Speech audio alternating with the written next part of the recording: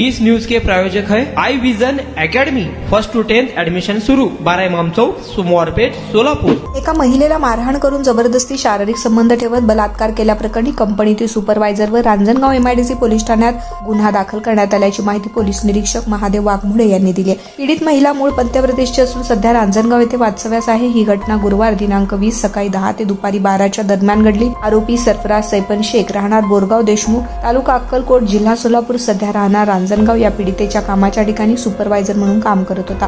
पीडित महिलेने दिलेल्या फिर्यादीनुसार आरोपीने तिच्या चरित्रावर संशय घेऊन शिवीगाळ दमदाटी करत हाताने मारहाण केली तसेच जबरदस्ती शारीरिक संबंध ठेवले। घटनेनंतर शुक्रवार दिनांक 21 पीडितेच्या फिर्यादीवरून गुन्हा दाखल करण्यात आला। या प्रकरणी रांजणगाव एमआयडीसी पोलीस ठाण्यात भारतीय न्याय संहिता कलम 64(1), 352, 351, 2(3) तसेच अनुसूचित जाती जमाती अत्याचार प्रतिबंधक कायद्याअंतर्गत गुन्हा दाखल करण्यात आला।